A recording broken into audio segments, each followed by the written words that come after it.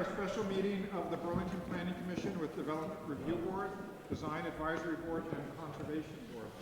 Welcome to everybody who's here. Thanks for coming out in an early January evening. And I hope everybody had a great holiday season and a great new year. Our first item on the agenda is the agenda. But before we actually get started with this, I want to just go around and have everybody introduce themselves, because I don't know that everybody here knows each other. So we want to just start down at that end and say what board or commission you're on. Okay. My name is Hannah Brislin, pronouns she, her, hers, and I'm on the Conservation Board. Hello, my name is Rebecca Roman, pronouns she, her, hers as well, and I am also on the Conservation Board. My name is Matt Bushy, and I'm on the Design Advisory Board. My name is Tom Pellins. I'm on the Design Advisory Board. Steve Offenhart's on the Design Advisory Board. Ron Wanamaker, I'm on the Design Advisory Board. Alex Friend, Planning Commission. Emily Lee, Planning Commission. Jennifer Wallace-Brodeur, Planning Commission. Andy Montrose, Planning Commission. Bruce Baker, Planning Commission. Sean McKenzie, Development Review Board. Brad Rabinowitz, Development Review Board. Hi, Jeff Hand. I'm also on the Development Review Board. Brooks MacArthur, Development Review Board. Keenan Christensen, he, him pronouns, Development Review Board. AJ LaRosa, DRB. Soraya Tower, she, her, DRB. Great. So thanks for introducing yourself. So our first item is the agenda. Are there any changes to it? David, Megan? Anyone else? Okay, good. Next item is public forum. It's supposed to be time certain of 5:15. We're a couple minutes early, but I think we could get going with that and make sure we extend at least till 5:15. This is an opportunity for anyone in the public who'd like to address our joint boards here on any relevant topic you'd like. Is there anyone who'd like to speak with us? Or at least someone would like to listen. So, I don't see anyone. We did have this as a time certain, so we'll go into our next agenda item. But if there's somebody else who comes in who does want to speak, we'll keep the public forum open for them to speak. So item 3 is an update on department reorganization. Who's going to take this one? So, Bill and I are going to take this on, but maybe we'll just take a minute to have all of the staff for the various boards to introduce themselves as well. So I'll kick that off. I'm David White. I'm the Director of City Planning. I'm Bill Ward. I'm the Director of the Permitting and Inspections Department. I'm Megan Tuttle. I'm the Comprehensive Planner in the Office of City Planning, and I work most closely with the Planning Commission. Okay. I'm Kristen Cerda. I'm the Assistant City Attorneys, but I am the attorney assigned to all these boards. I'm Allie Davis. I'm the zoning clerk. Ryan Morrison, Associate Planner with Permitting and Inspections. And I'm Scott Guston, Principal Planner, Permitting and Inspections. Mary O'Neill, I'm in the same new department. Ted? Hi, I'm Ted Miles. I'm the Public Compliance Officer, interim for Permanent Inspections Department. Yep. I'm not too late. Harris Roan, Planning Commissioner. My name is John Morgan. I'm the Administrator for Zoning.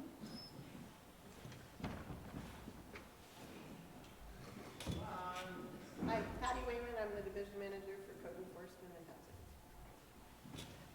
Sid? Sydney Dermott, the Secretary for the Planning Commission. Awesome. Thank you.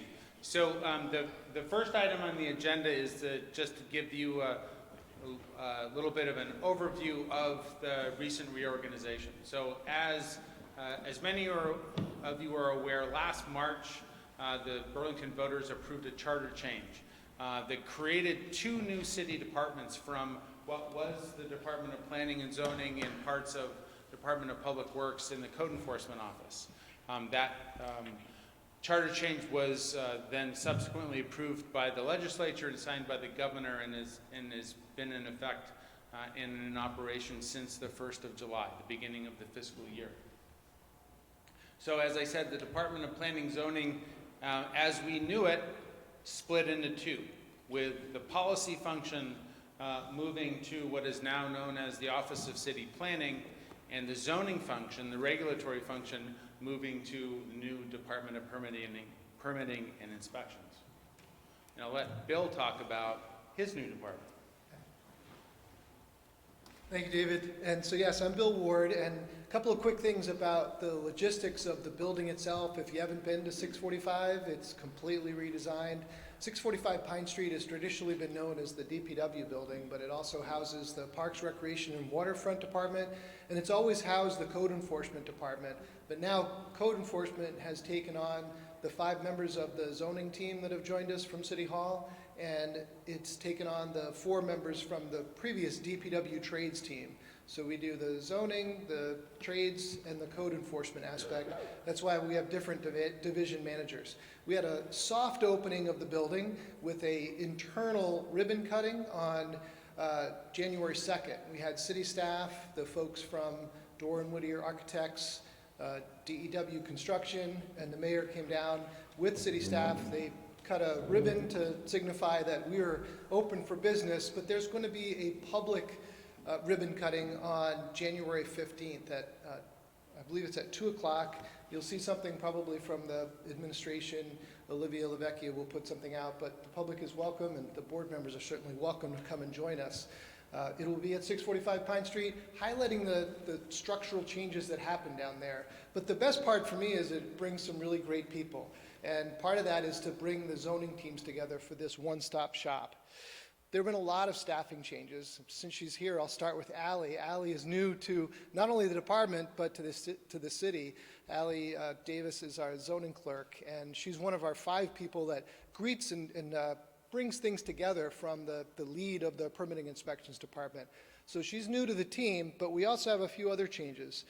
Sybil Thomas, who's our traditional person who did zoning, or she did the code enforcement administration for assigning housing inspections. When she left, we took one of the DPW employees who was doing customer service. Steve Cormier joined us.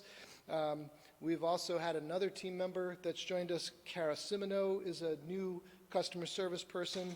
We had a trades inspector position open up when those of you who knew Ned Holt, he left after 30 years working with the city.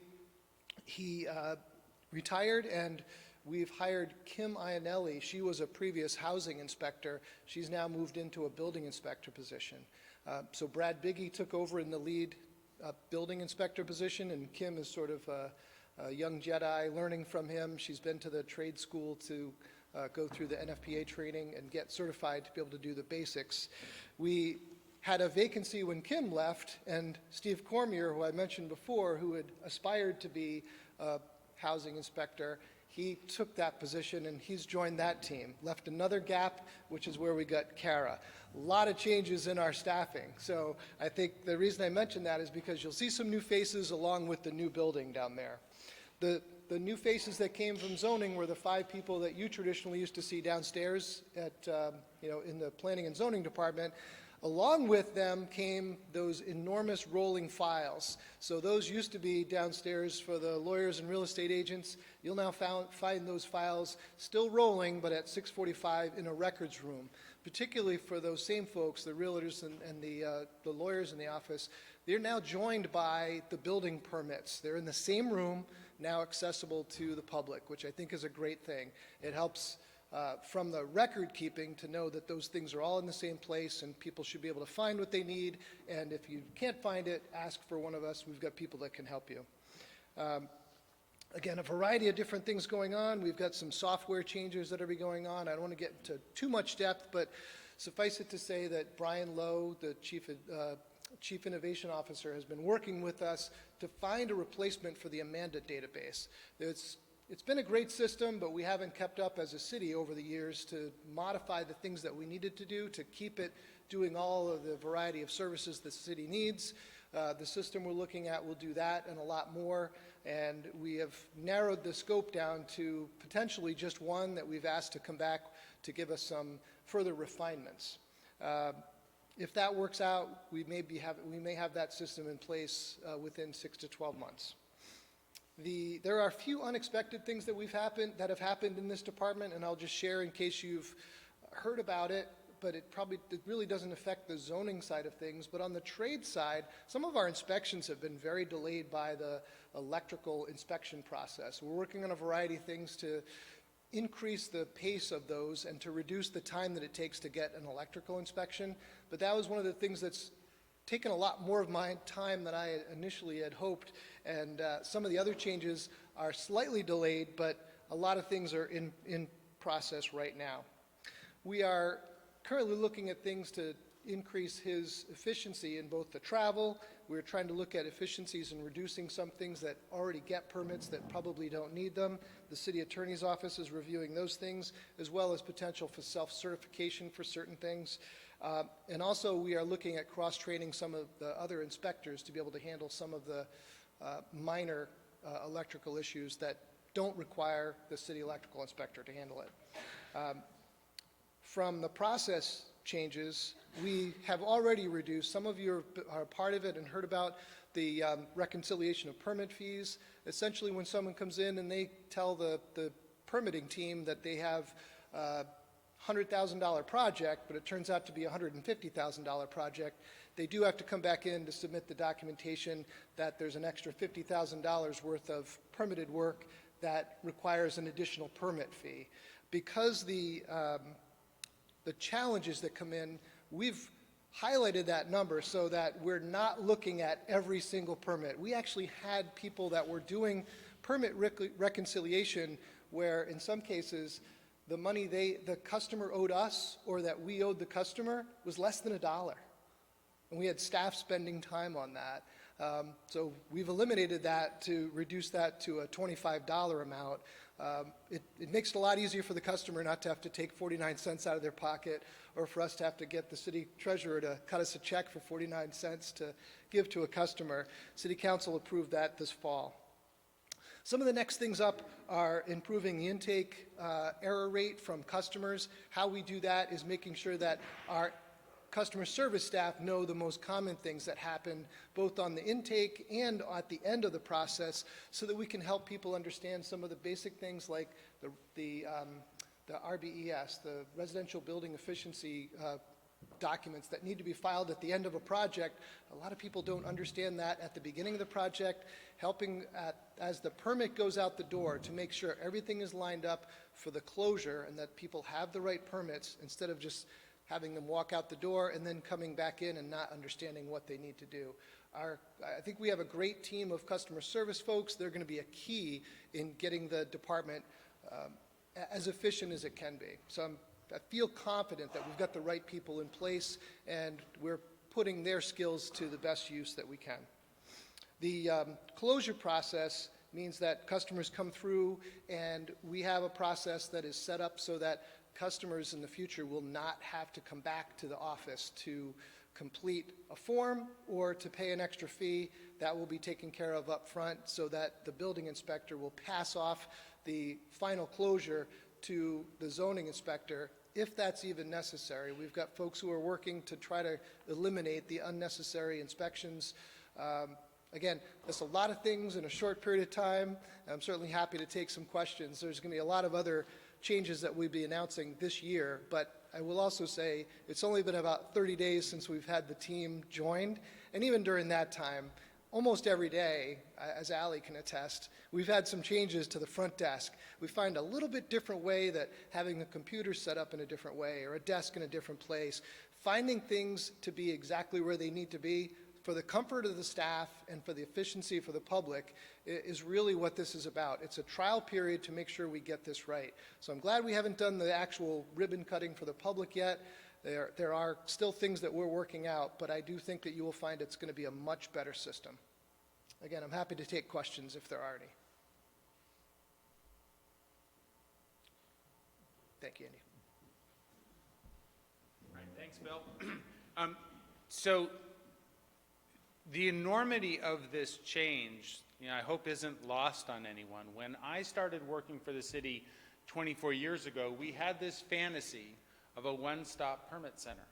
And it's taken us a really long time to get there. But this change, so much has changed over the course of the last really 6 months. From the beginning of July, when these departments were kind of officially kicked off to the zoning team moving in and moving all of their files in the beginning of December, has been a monumental task for all of the folks involved. And I think it sets a really important stage for significant improvements in how the city's regulatory process actually functions. So when the zoning team moved out of the planning and zoning department, that left planning. So planning constitutes Megan and I, and part of Sydney's time. Sydney also works for the Community Economic Development Office, and allows us to focus exclusively on the planning and policy-making functions of the city that ultimately lead to the regulations that you are all responsible for implementing. So the Office of City Planning, as we now refer to it, we're located upstairs on the 3rd floor, co-located with CEDO and the mayor's office. And our job really is working in very close association with all of the other city departments around developing the city's vision for land use and development that's manifested itself in the city's municipal plan, and all of the other kind of subordinate plans and policies related to land use and development that are developed and implemented through all of the other city departments, particularly Public Works, Parks, Recreation, and Waterfront, and CEDO, and how do we bring this vision to reality. So, as I said, we're co-located upstairs next to CEDO, and we have a pretty long list of projects that we are working on, projects that we want to be working on, but I think most of the rest of tonight's presentation will focus on what some of those are. So, take it from there. Any questions about the reorg? So, is that it for item 3? Okay. Any questions on the reorganization? Okay. As we're going to, before we go to the next agenda item, is there anyone who came in who wants to speak during our public forum? Yes. If you could introduce yourself. Yes, I'm Zoe Richards. I'm the vice chair of the Conservation Board. Anyone else want to speak during the public forum? We extended. No one's here? I think a lot of the lawyers are here to hear about the statute of limitations, and I think it might be like we normally do with an item, if they could maybe talk and express some, rather than wait for the public forum. I think it could be more meaningful to understand their problems that they're going through in searching title. That would be great. So there'll be time during this presentation if you have questions or comments. I'd be happy to hear them. So item 4 is 15 statute of limitation. Yeah. Great, thank you, good evening.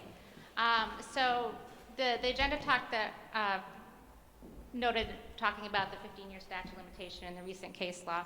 I actually expanded the presentation a little bit to get into grandfathering because there's frequently confusion between the two concepts.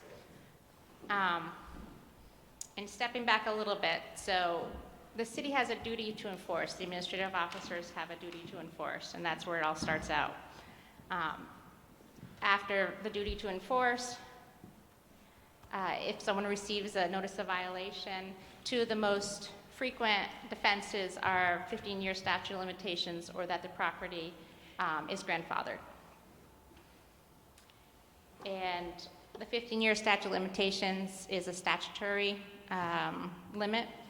The grandfathering is also allowed by statute and further developed by our ordinance. But it actually is a different concept because it means that the property was actually legal at one point. And this is just trying to outline some of the distinctions between statute of limitations and grandfathering. As I said, there are two different legal concepts. The statute of limitations, when applicable, will bar the city from enforcing against a zoning violation. The violation becomes an unenforceable violation. Whereas for grandfathering, if a use or structure that doesn't currently conform but did at one time, it can be considered a legally pre-existing non-conforming grandfathering. And that's not considered a violation, but it is because it was legally conforming at one time. So under the state law, there is a statute of limitations for zoning violations brought under certain sections of the enabling legislation. And this is the language of that. But it basically calls for a 15-year statute of limitation for when the violation first occurred. So for more than a decade, as I think most everyone's aware of, it was the interpretation of the Environmental Division that there was an exception for use violations from the statute of limitation. And that was based on the theory that use violations are analyzed as continuing or reoccurring violations. In August, there was a decision of the Vermont Supreme Court regarding a Burlington case that reversed the Environmental Court's interpretation regarding the use exemption. So in that case, the city had issued a notice of violation in July of 2017 to a property owner for the conversion of the property from a duplex to a triplex. And in response, there was an argument that it was barred by the statute of limitations. And as part of the facts that came up during the case, it became apparent that the physical conversion of the building happened in 1992, and that the assessors became aware of the conversion in 1993. So based on the prior precedent, the city argued that it was not barred to enforce the notice of violation because it was a use violation that is an additional unit. And the Environmental Division agreed with that interpretation and found for the city, and the property owner appealed to the Supreme Court, the Vermont Supreme Court. The Vermont Supreme Court overturned that decision and basically gave 3 reasons. And it did an analysis over just interpreting the statute and the statute of limitations. And as part of that, they said, the plain language of that did not distinguish between use or structural. They also said if it was read in the way that it had been interpreted, that the first occurred language wouldn't have a purpose. And then they also said that it would go against the legislative intent to streamline title searches and increase confidence in property ownership. So there are things that weren't addressed. The case actually was pretty specific to the question of use, because that was what we were arguing back and forth. So it didn't address the concept of grandfathering.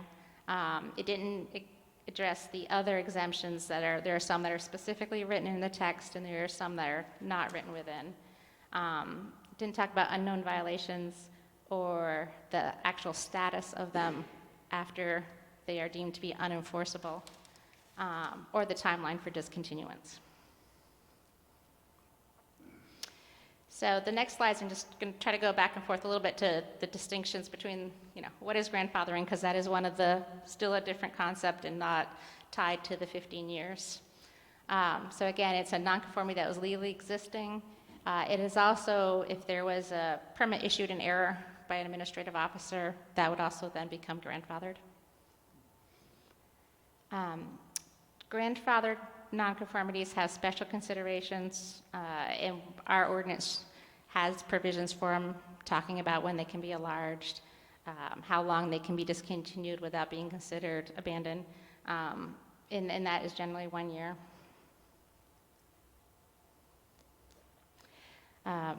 There's also being initiated a policy about the grandfathering properties that were,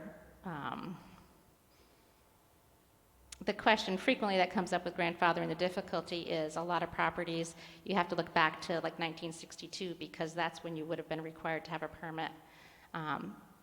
There's a policy to bring that up to 1973, and as long as there's no other document that's relevant to the contrary, then considering that the date of the becoming grandfathered. So there's some statutory exemptions for the statute of limitations. 2 that are like right in the language is salvage yards and health. There's also, because it's specifically not in the language, there's still environmental division case law that talks about enforcement actions brought under 4470B not being within the statute of limitations. So unenforceable violations, again, have a legal status. They become unenforceable, but they are not grandfathered properties, so they don't have any, they were not legal at one time. They're still considered a violation, but they're unenforceable. And we have had case law that like if it was illegal parking, even if you can't enforce against it, you wouldn't necessarily use it to count towards the requirements for, or need to give it a permit, the requirements for another development. So one of the differences in our ordinance between a statute of limitation and unenforceable violation and grandfathered is an unenforceable violation under the city's ordinance is discontinued if it's been more than 60 days. So if someone stops using it for more than 60 days, it's considered discontinued, sorry. And there was a discussion about that in the case Purvis, non-conforming use, also a city case, where it was upheld by the Environmental Division. So in summary, 204 North Avenue, the case that has changed the use exemption.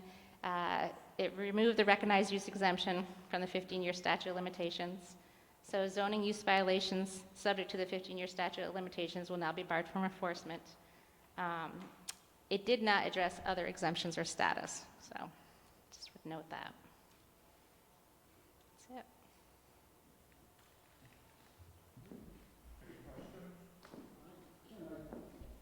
I think a lot of the lawyers are here because how do we follow it? I mean, that's what we're interested in finding out.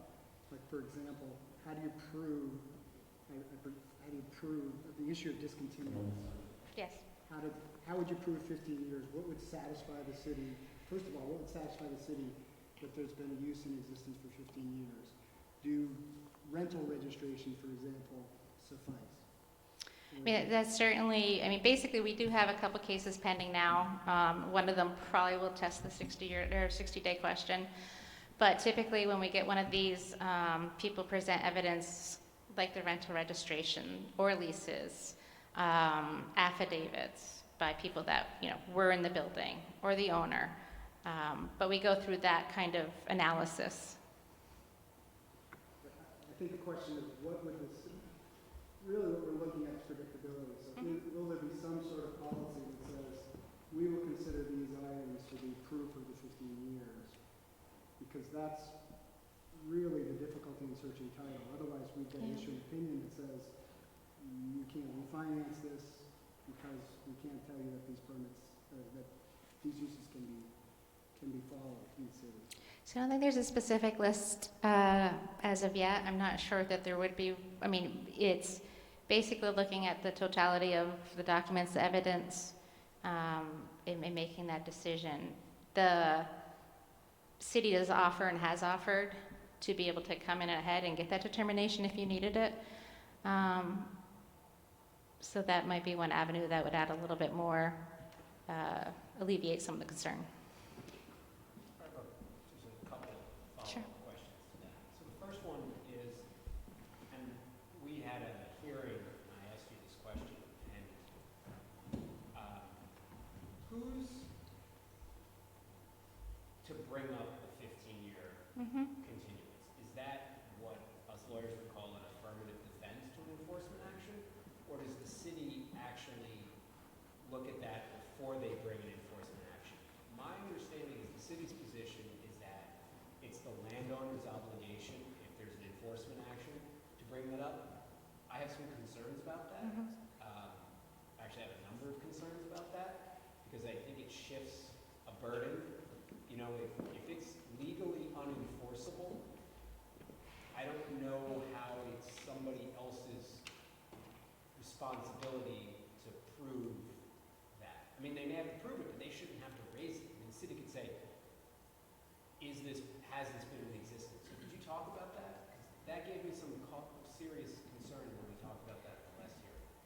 So the state statute actually says the burden of proving the date of the alleged violation first occurred shall be on the person against whom the enforcement action is instituted. Right, but that's the burden. So, right. But does that mean they have to actually raise it? I mean, there are a lot of uneducated, there are a lot of pro se people that come before us that don't know that this is even a rule. And my concern is if it's not clear and the city's not telling them, then that gives me some pause. I understand the burden of proof is on them, but if they don't even know it exists, I have some problems with that. So I'm trying to figure out how we deal with that. I mean, I The would, planning commission is here, so they're hearing that concern. right. I am not totally sure. I mean, I think when initially a complaint comes in, there is some review done by the zoning compliance officer.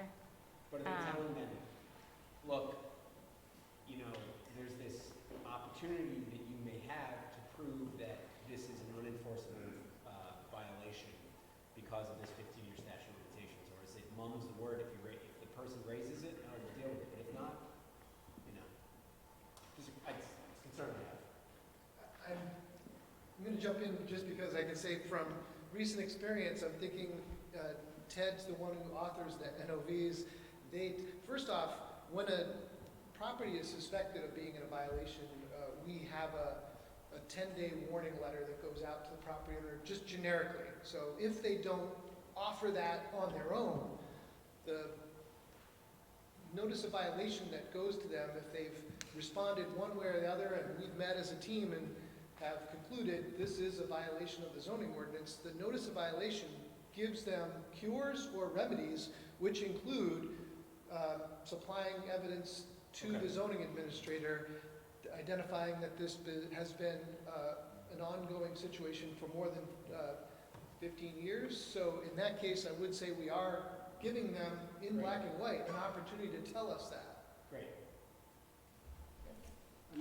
Jim, I think, so typically you'd search the land records and you'd find that the assessor has assessed it as a 6 unit for 25 years. And they've registered and had inspections and certifications of minimum housing for that number of units for 25 years. Would that be good enough?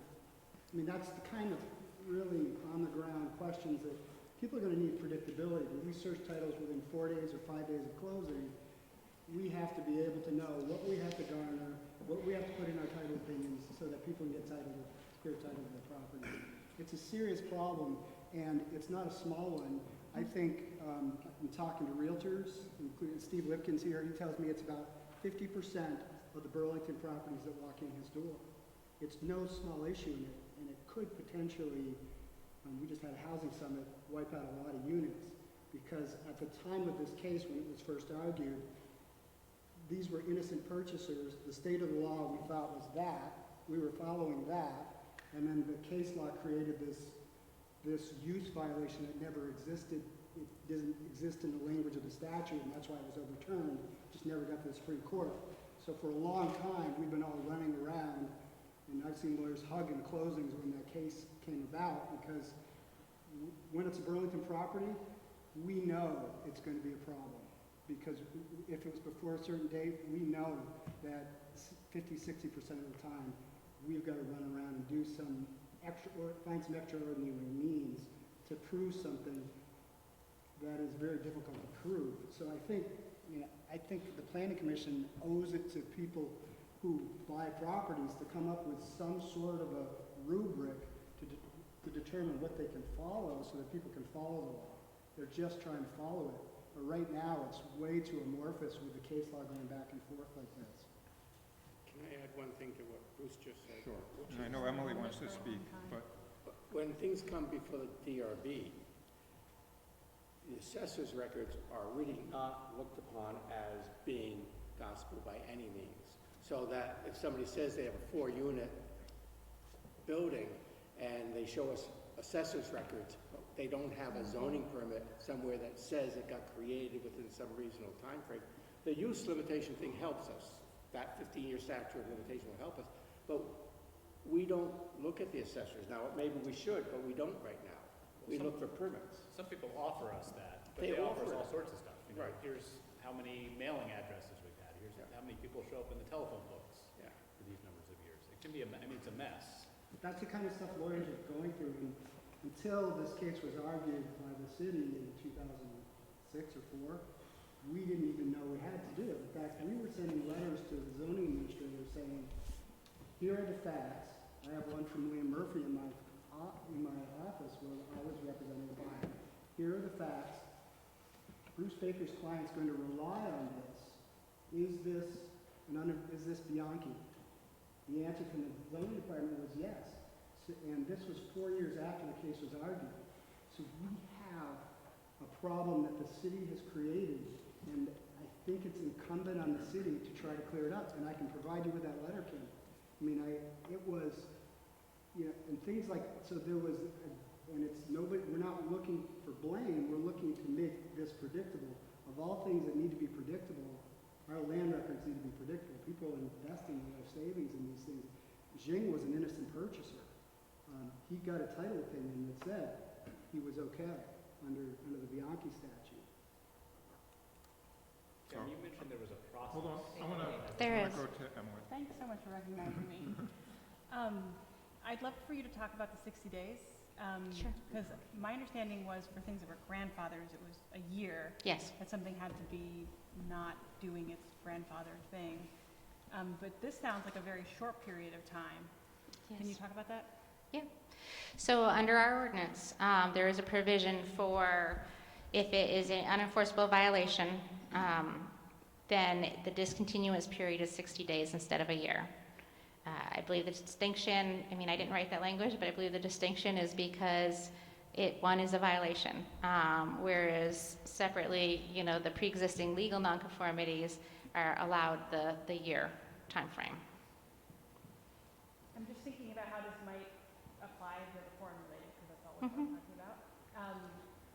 If you could show that it had not been rented to, you know, 5, 7 people for a period of 60 days, then they would lose that status. Is that correct? Or so you'd have to see it you know, probably. I currently have a case that's probably going to be the question is before the court already. So that's actually more restrictive than previously. Because I think it was 12, you know, in the conflicts with that, they were looking to prove that it hadn't happened for 12 months. Particularly in the places where, like thinking about downtown residential, high density residential, where it is grandfathered. Would this have an effect on that? Grandfathered, no. If it's grandfathered, it still gets a year. Okay. But it's the illegal units that never were legal. Okay, gotcha. But I think it's a similar problem. What constitutes proof of what is discontinuance? Like if somebody's renovating their unit. Or what if, you know, it's a lease and the kids move out after school on May 15th and they don't move back in until September 1st? I mean, the lease runs from July 1 to June 30th, but no one's actually living there because they're all on summer break. From a DRB perspective, that seems like something that the Planning Commission should take up, because invariably we're going to have 25 arguments about that over the next 4 years, you know, given that. So, such a short window that so many things could trigger it.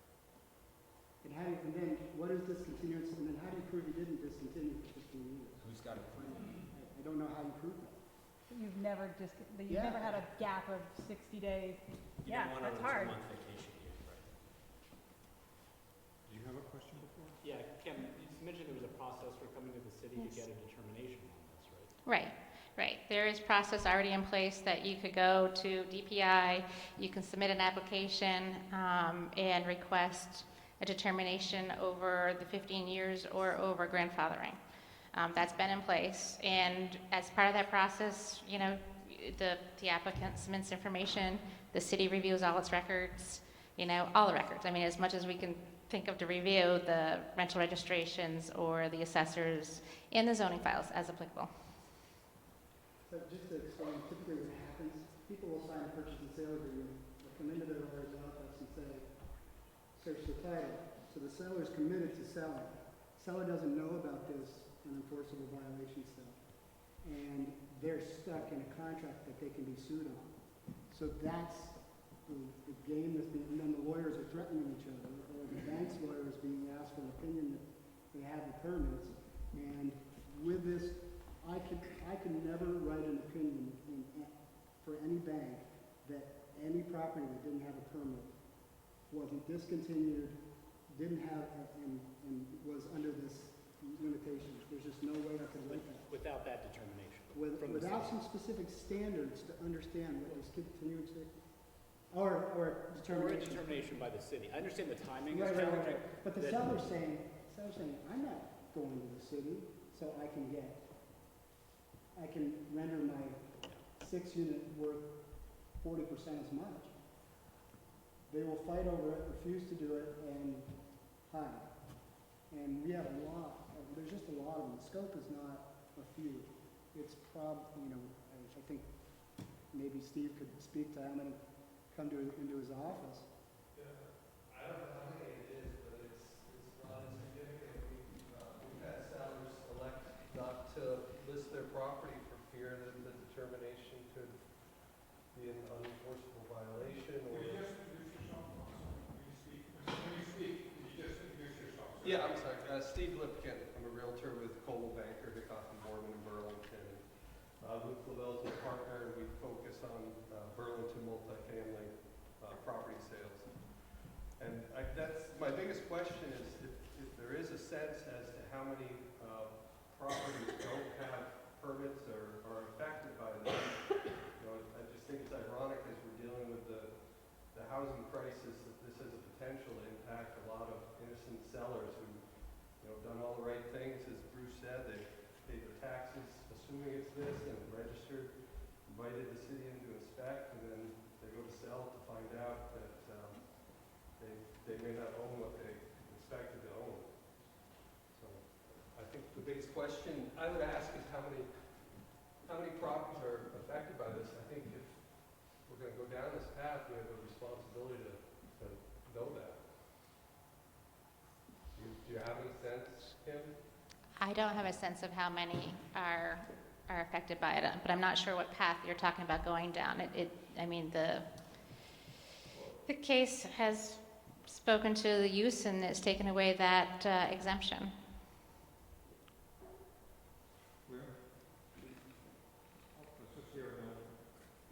I'm Liam Murphy.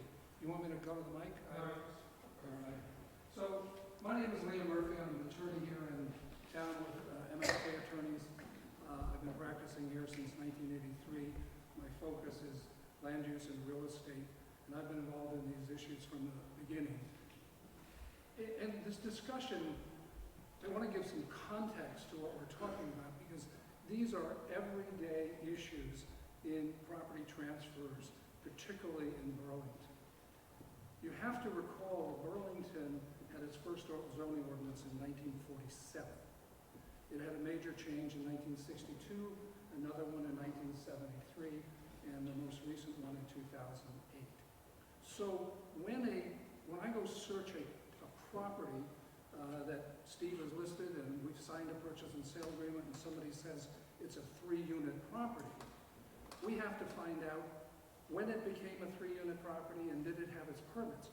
What that has meant, and I have had to argue before the DRB here, is finding cases sometimes in the 1940s, going to the city directory and looking at the phone books and seeing what it was. Because that's the only record, because if you go to those records that were downstairs here and now down on Pine Street, before a certain period of time, they're just not there. They're gone. Many of them have been destroyed over time and they're not available. So suddenly the burden shifts to the person searching a property to find out. In 1947, I had a case about a duplex that's converted to a triplex in 1983. You had to prove that it was even a duplex before 1961. Had to get affidavits from the neighbors who had gone trick-or-treating there and bring that in to say, hey, it was a duplex in 59 because that's what it was. And then we come to 1973 and that's another whole area. So when you do this property, you have to do these searches and the records are imperfect. And that is part of the problem, is that there are no perfect records here to prove this. And when we come before the DRB under the rules, yes, the burden of proof is on the landowner, but what do they have to show? They can come in with tax records where the city has taxed it for a long time. And the position of the city attorney is those are not good. For those purposes, they're not sufficient. This totality of the evidence, we do need to know, and for a definite understanding so people can make investment-backed expectations, what the rules are. That's part of the problems. The rules keep changing. So first there's that issue of how do you prove it? And then there are a number of other issues that have come up and are still available. As Kim said, there are a number of unanswered questions here that need to be dealt with. The biggest two issues that I see that have not been dealt with that we're hoping that the Planning Commission will deal with by changing the regulations or the DRB with adopting a policy are first your so-called clean hands policy. And that is, a couple of years ago, the city passed an amendment to the ordinance that allows the zoning administrator to withhold a permit if there is a zoning violation. What we need to know very soon is that going to be applied to these unenforceable permits? Because as written, it says a zoning violation where a complaint has been issued and not resolved and other issues. But that will be a major issue. If the city is going to take the position that if you come in to get a permit to do anything on a property that has an unenforceable violation, that you have to cure that violation. In other words, turn it back from a triplex to a duplex or two duplex to a single family or whatever, because you want to change the windows in your property, then that will totally undermine the entire statute. And we're all going back to the Supreme Court because, you know, the Supreme Court, in its decision, as Kim indicated, one of the primary reasons that they overruled the city's interpretation was that back in 1998, when the statute was written, there was a purpose to it. It was to give some security to property owners that they didn't have to look back to 1947 or 1962 or 1973. They could go back 15 years. And that was a very particular selected time because when I actually wrote the statute, and there were 3 iterations of the statute, and this iteration was an agreement that 15 years is a long time. It's time in Vermont where you can adversely possess land or do an easement. And the Supreme Court said that they were overturning the city's interpretation because the statute of limitation that authorizes, holding otherwise would result in a statute of limitations that authorizes the city to pursue use violations for so long as they continue. Such an authorization would come at the expense of potential defendants' peace of mind, judicial efficiency, and security of property transaction, thereby frustrating the statute's purpose. And if the city is going to take the position that you're going to adopt this clean hands policy, then that will totally undermine the statute. The second issue that I think you need to address is this discontinuance. Because as written, there is no determination of whether it has to be intentional or non-intentional. 60 days is an awfully short period of time. People advertise an apartment, it doesn't rent for 60 days, it's vacant. Does that mean they intended to abandon it and they're going to lose the property? They put it up for sale. takes longer than 60 days to close. Does that mean they've abandoned it and they lose the property? At least if you're going to have a statute of limitations, whether it's 1 year or 60 days, there should be a rule or regulation about the intent to abandon. Because if the person is actively trying to list it, rent it, sell it, remodel it, all of those things, they're certainly not discontinuing the use. So we need some guidance on that area. The other issue that, I would like to make this suggestion, and I've made it in the past. The Bianchi statute was passed in reaction to a case by the Vermont Supreme Court in 1996. And in that case, it was the first time that the Supreme Court said that permits or the absence of permits affected title to property. And that's the first time people really, lawyers and others, really started paying attention to this. And the statute that came out of that required a couple of things. It required that when a permit was issued, there had to be a notice in the land records so that everybody knew that there was a permit out there and what limitations there were. And it granted a 15-year statute of limitations.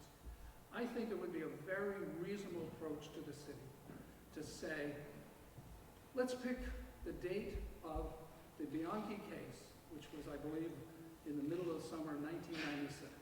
Because at that point, every city, town, property owner, real estate lawyer knew that permits meant something and that they had to get their permits and they had to record their permits and there had to be a record of their permits. And that, at this point, is 24 years ago. That's a long time to look back. You know, let's put this all behind us and get a clean date. It would be a lot easier to say, prove what the use was in 1996, and everything before that is a clean slate. If you can prove what it used 1996, 24 years ago, by the time you pass an ordinance, it would be 25 years ago. Because you think of all the resources that are wasted on this. We've had many cases. The DRB has constant issues on this, and a lot of it is to do with the lack of records. But as of 1996, everybody, the city and the property owner, should have known that they needed a permit from then on.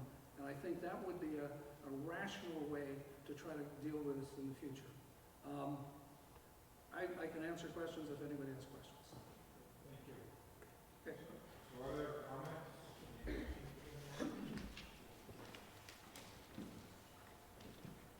I'll be brief because I do have to leave for a school board meeting. I'm Jeff Wick, local real estate attorney, been practicing real estate law for 17 years here in Burlington. I just want to add one thing, a little bit of sort of town-by-town comparative approach here.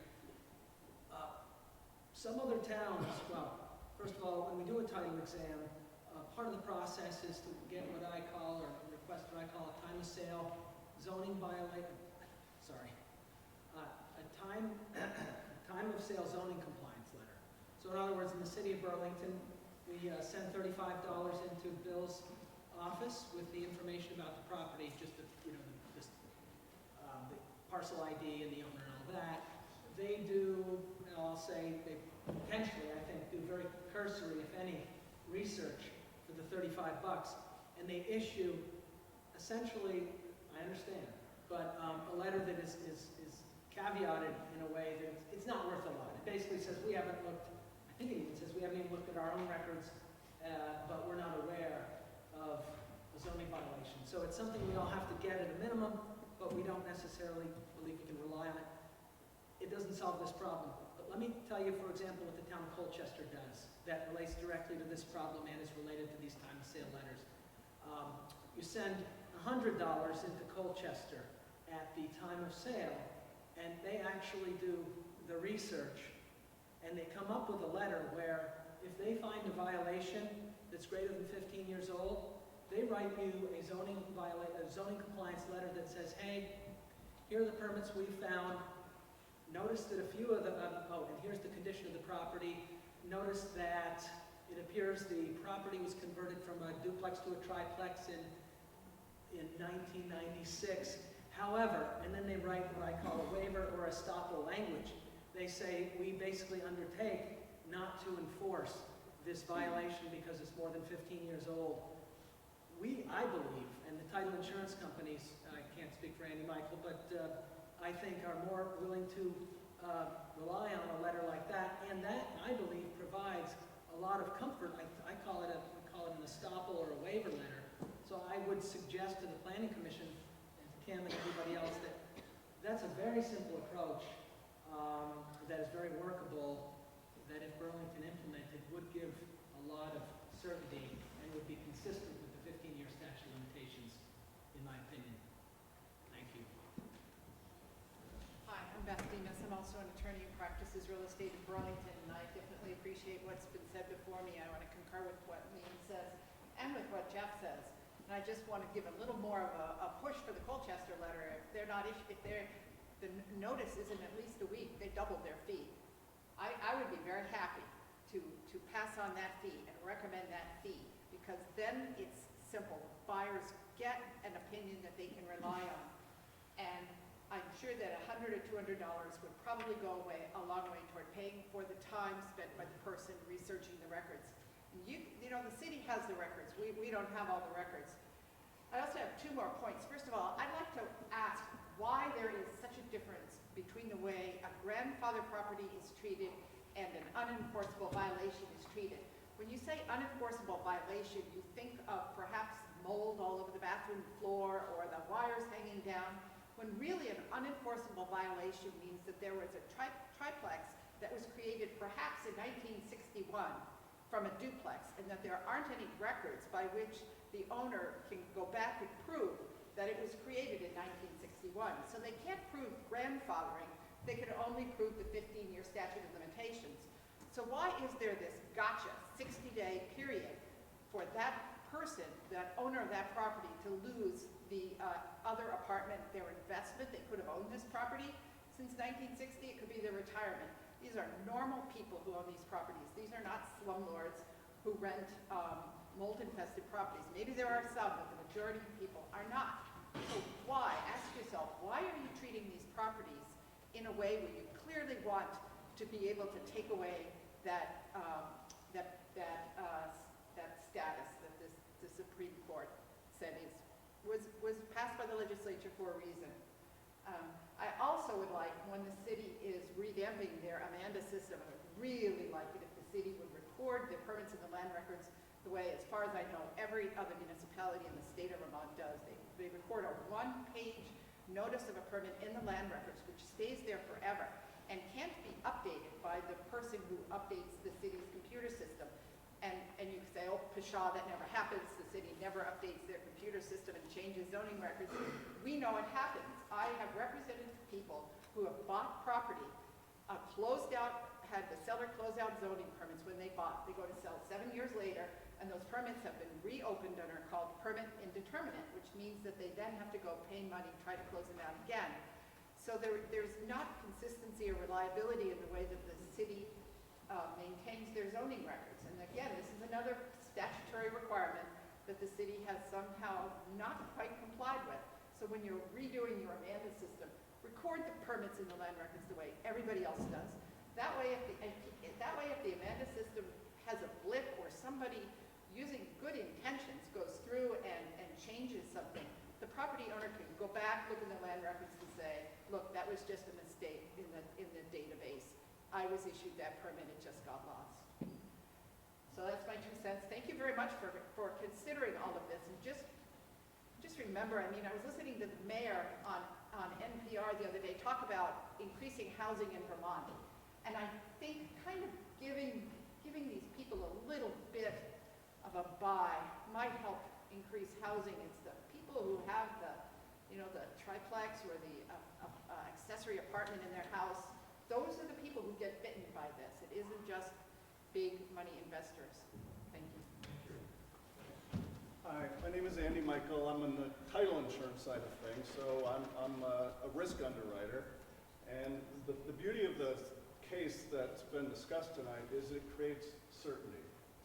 And if the council and others don't have certainty for the attorneys in the transaction, that gives me no certainty. I'm not in the business of assuming risk. I want to eliminate it. So I concur in the reasonable suggestions presented to move forward, all in the nature of creating certainty for buyers, sellers, lenders, and title insurers in the transactions. Anyone else on this one? We had a curious statute that we worked on for a while, and Emily, there are certain items that we don't want to resurrect, that we could, like this, no more than 4 unrelated, and there are some case law reasons, or some provisions of the ordinance from many years back that allow it to be preserved, but I think we should resurrect that curative statute to provide predictability for those people who innocently purchased, because those are and the records were lost, and now we're putting the burden of proof on them. You know, let me give you just an example of how, so if you go to the zoning files, the assessor takes the zoning files and sits down and does their things with them, and they're not bound and they're not paginated like in the land records. They may or may not make it back into the zoning file. And we all, as title searchers, you're all going to be nodding your head because we know it. We've seen them there one day and not another. We take pictures of them, we take index, but we can't capture it because there's, unlike the land records, there's no reliable way to review them.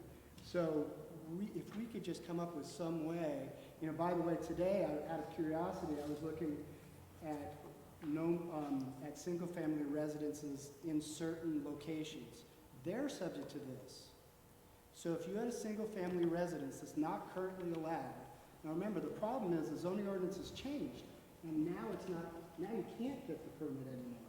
So if in some of the zones where a resident or single-family dwellings are no longer allowed, they would be out of luck when they try to refinance their property. Now, everybody's missing it because most people search them so fast they don't look into this, they presume it's okay. But in certain zones of the city, single-family dwellings will be swept into this too.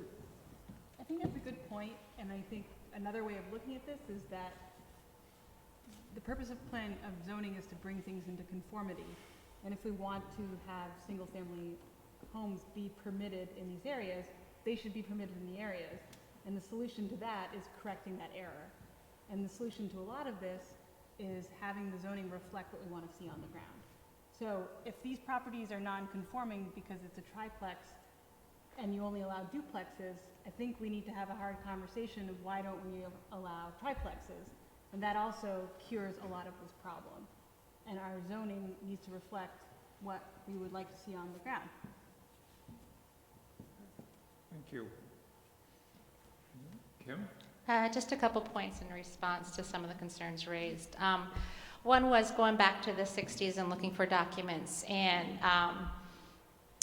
what the city has done, working with the administration, is started a 1973 policy looking, because that is a timeline which the records seem complete. It was also when there was a new zoning ordinance, so it's a little bit clearer. It's a good line for grandfathering.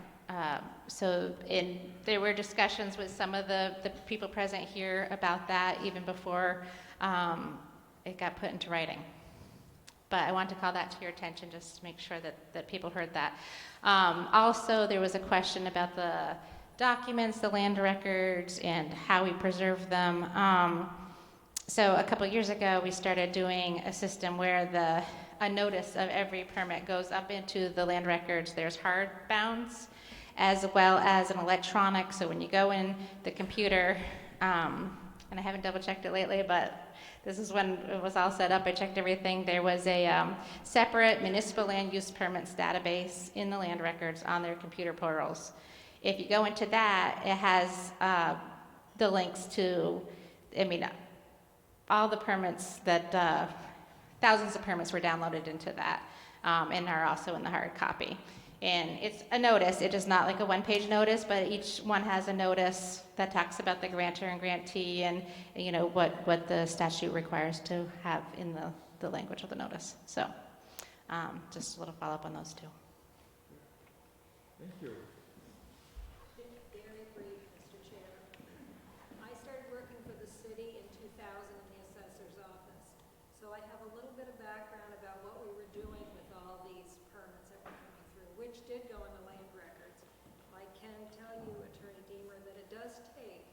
somebody with some wherewithal to know the path, but the permits are there. Permits are either recorded in the vault, in the land records, and my companion, we've both been with the city for, gosh, we're past the statute of limitations. We ourselves have been doing hard searches in the storage facilities that the city owns, and we have identified at least one box of permits from the beginning of zoning time, 1946 to the mid-50s, and one by one we're recording those and adding them to the database. I wish Jeff Wick were here because he could tell you he did a cartwheel when I found a change of use permit for one of his clients. So we're filling in those holes. I wish that we could all walk back and read those first zoning permits because we didn't know what we didn't know. There's such naivete there. And when we started enforcing zoning, it was so preliminary. Now you would find it shocking. So we've all grown together. Our methods of reviewing permits are different. Our ways of recording them are different. But I feel very confident that we've come a very long way, particularly in the last 15 or 16 years. So what worries me are clients doing their own title searches. If somebody from your office, Beth, were to come in, or somebody from Liam's office, I feel confident. But if property owners are doing their own title work before closing, I wouldn't have a high level of confidence either. This requires some significant agility and disciplinary background to do it. So a savvy person, a trained person, and with the help of staff, we can usually identify what's been going on. What we can't tell you is, we don't know what we don't know. So if we have records that a property is a duplex and then they want to sell it as a triplex, I don't see it as the city's responsibility for making up that difference. If there are expectations for reimbursement for a triplex they've invested in, when we can see that at this point in time it was clearly a duplex and there has not been a permit secured, I don't see that we bear the weight of that decision if we have records that do not concur with the property owner. So I do take that professionally as quite a criticism. We're working very hard to make sure all the holes are filled in, but if people don't get permits, we find out about it usually when they come to your office. I would only add, before we get too excited about whole zoning permits, we have a complete record back to 747 for ZBA decisions, zoning board of adjustment. We still have an apparent vacuum for administrative permits pre-73. How are they indexed? Are they indexed by property or by By property. In the 40s and 50s, it was by property owner, which has been a challenge. B for Baker, you know, if I didn't know what the address was, it's more challenging, but that's what we're doing. We're cross-referencing them and scanning them and putting them in the database so they'll be available. May I just comment on that issue? As staff has just said, it takes a certain amount of diligence and agility to find all of these things. But it shouldn't, right? I mean, these are public records by property. I would ask, really what the test is, each one of you should go into the zoning records and see what you can find about the property you live in. See how you can do it and see how quickly you can do it. Because, I don't know what it's, I haven't been over to Pine Street yet, but if you went downstairs, you had to go into one section by the street and go through them. And then if you found a permit, then you've got a permit number, and then you had to go to another section and go find those permit numbers. And then you had to go to a different, and then there was a separate section of records that weren't there, and now they're finding more. And I think Kim may be incorrect about it. I don't think you can go into the clerk's office and find the permits. You can on the assessor's website, which is interesting. That's where everybody goes, is assessor's records. These are public records. It shouldn't be that hard. You should be able to go in, look at your address, find the permit, and everybody would know what's there. You know, it's not that hard, and it shouldn't take diligence and agility and having to pay a lawyer to do it. An average person should be able to walk in and say, I live at this street, at this address, what are the permits that affect my property? Period. And they can't. And that's the problem. And I don't know when this 1973 policy came in, but it wasn't 2 years ago when I was in here and having to prove that duplex, my client's duplex was a duplex in 1962, and I had to get these affidavits from the neighbors. I would suggest, as I said earlier, take that 1973 policy, just move it to 1996. It would solve 96% of all of the issues that we're dealing with, and the amount of staff time and other time that goes into this, because most of these issues that we're talking about are duplexes to triplexes, or single family to duplexes, or an accessory use apartment, those sorts of things. All things, do we really want to spend this much time eliminating all those housing units? Doesn't make sense. Thanks. Thank you. With that, we're done with this item. Thank you all for your input and your comments on this. Item 5 is Housing Summit Zoning Ordinance Reforms. Megan, is this yours? I'm going to present this with David and Scott. On the topic of housing, we wanted to give you all an update on something I think you've probably heard a lot about over the course of the last year, which is working together with the mayor's office and multiple city departments, the planning commission, and the city council to address a number of housing-related objectives here in the city of Burlington. So we kicked off this work as a multi-departmental, multi-board kind of collaboration back in the summer. We had a summit actually here in this room. There were several hundred residents and stakeholders of Burlington that came here to talk with us about some really important housing issues and some concrete housing topics that we wanted to try to take action on and are working forward with right now. These are the 5 issues that we talked about at the Housing Summit. We're going to just let you know about 2 of them, but then tell you a little bit more about what's to come about the last 3, because they have to do with zoning and things that you will see and do see right now as the boards that work with our staff. So the 5 major issues that we talked about in the Housing Summit and that we've been working on over the last 6 months or so have to do with, first, the energy efficiency standards for rental housing. We currently have an ordinance that's called time of sale that applies certain energy standards to rental properties at the time a property is sold.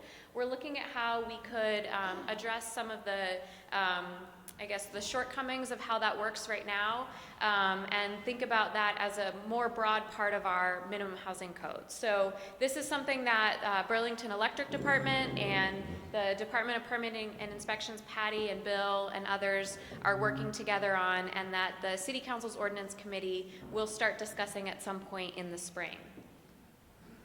Another issue that we talked about at the Housing Summit is the amount of affordable housing that the city is able to support through investments in the Housing Trust Fund.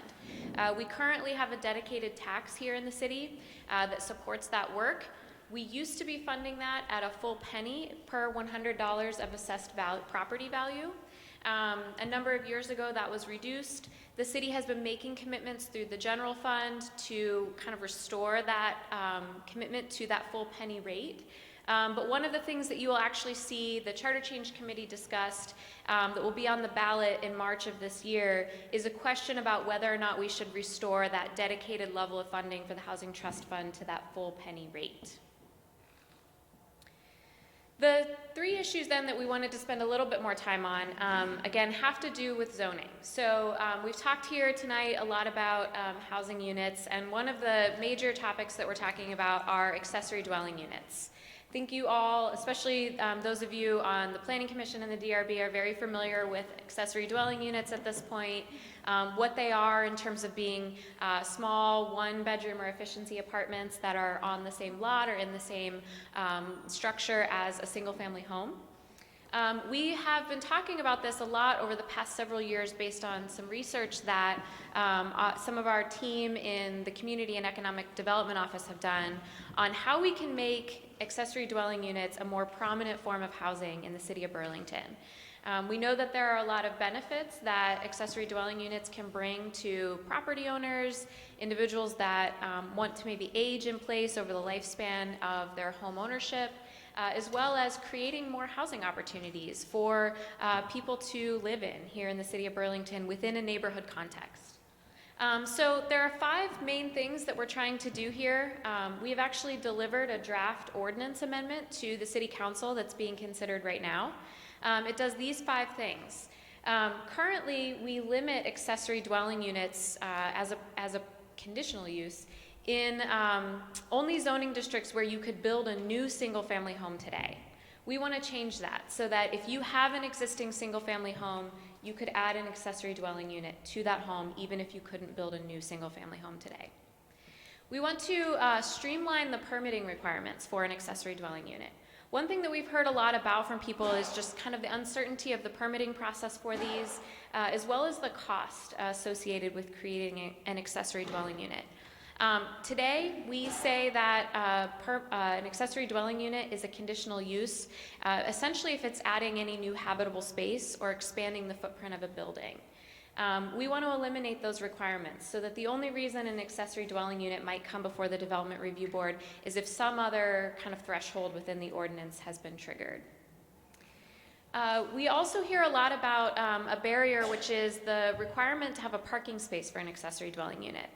We've heard over the course of the joint committee's work, which includes the Planning Commission and the City Council Ordinance Committee, from residents who have attempted or have successfully built accessory dwelling units that don't own cars or have long, large driveways that could accommodate more than 2 cars in a row, about how much this requirement of not only a parking space, but not allowing that parking space to be in a stacked arrangement is a barrier to being able to create an accessory dwelling unit on their property. The ordinance that we forwarded to the City Council addresses both of these issues. First, it says that an accessory dwelling unit is not required to have a parking space, and if you do want to provide a parking space, you may actually park that car in a stacked arrangement, which means 3 cars deep. We've also talked a lot about some of the standards that we have in place for the size of an accessory dwelling unit. In looking at data on the size of properties in Burlington, we found that many homes, and we've heard from homeowners who have been interested in creating an accessory dwelling unit, that our threshold of the 30% of habitable area on the lot standard means that often they have homes that are too small to allow them to build an accessory dwelling unit that they really feel meets their needs and is a truly livable size space. So we want to address that issue by allowing there to be another threshold for how large an accessory dwelling unit can be. We've arrived at 800 square feet for a variety of reasons. The committee talked about this quite a bit. 2 of the big reasons being to allow for flexibility in terms of design for accessibility, as well as to accommodate infrastructure to address sprinkler and fire and building code requirements that are associated with creating these units. And then last, another limiting factor that we find are entire neighborhoods of the city that are precluded from being able to build accessory dwelling units due to the lot coverage limit. In particular, if you think about places like the Old North End, where homes are both small and lots are very small, both the 30% limit and the lot coverage limit often preclude property owners from even being able to consider building an accessory dwelling unit. We want to be able to overcome this challenge to allow people to have some flexibility to be able to create an ADU in those circumstances by offering a waiver of a portion of the lot coverage that ADU occupies if they're managing the stormwater from that ADU. So this is a new process that we would have come before the DRB just to make sure that they are working closely with our DPW stormwater division to ensure that they are appropriately either capturing or somehow managing that stormwater from that accessory dwelling unit when it exceeds lot coverage. So that's what we have on tap for accessory dwelling units. Again, this was delivered to the City Council a couple of weeks ago. They actually had a work session about it last night, And we hope that they will be taking action on it soon and will be something that you all will be able to use in issuing permits for accessory dwelling units. Oh, sorry. Scott's next. I know that this is a topic that you all, especially the DRB, have asked us to consider for a number of years when we've had this meeting, and is definitely something that we are talking about, and I will let Scott come up here to explain what we will be discussing with our joint committee actually next week.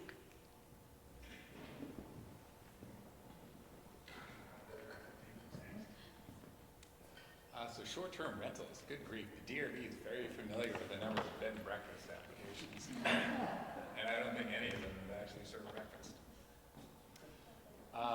Some quick fun facts here. So I assume we all know what short-term rentals are. Airbnb, you rent out bedrooms in your unit or the entire unit. As of, I think it was July, there were 410 in Burlington, and I think a grand total of 18 or 19 actually have permits to be what they are. There was a 28% growth in numbers between 2017 and 2018. So Burlington reflects national and even global trends in how much these things are expanding. So why do we care? Well, Burlington has a very low vacancy rate, hovers between 1% and 2%. And so you do the math with 10,000, give or take, rental units citywide, and 410 of them are being converted to short-term rentals, right? That actually has an impact when you have such a tight housing market. So what are we looking at? I will point out from the get-go, because this is a frequent question that's come up. We're talking about something that's more than temporary, but less than long-term, right? And so this is not just unique to short-term rentals. So anything, whether it's a yard sale or a lemonade stand or a short-term rental, if it's less than temporary, as defined in the zoning code, you don't need a permit for it, right? So 10 consecutive days, total of 30 within a year. But it's also less than long-term. So once you hit 31 days for renting a unit under a single contract, it's just a plain old rental unit, and we register with Patty and Bill, and it's just a rental unit. So it's more than temporary, less than long-term. So there's basically two different types here. And the ratio is about 2/3 to 1/3. So about 2/3 of the short-term rentals in Burlington are the entire dwelling unit, right? That's what's impacting the housing stock. The remaining third is bedrooms within a unit. So we have existing bed and breakfast standards that we're looking at modifying a little bit to deal with short-term rentals, right? We say where they're allowed, we have bedroom limitations, we have the process established. So the short-term rental, just bedrooms in a unit, is basically bed and breakfast without the breakfast. We're coming up with a little bit more comprehensive, I'll say, approach. We're dealing with the whole unit, at least in our residential zones, right? So in mixed-use zones, hotels, motels are allowed by right, and at least as initially proposed, show the whole unit short-term rentals. But in the residential zones, we're looking at a little bit stricter standard. We're looking at more public permitting process to go to the board that affords neighbors opportunity to know what's going on and weighing with comment. Looking to establish limitations on owner occupancy, or at least occupancy of the host.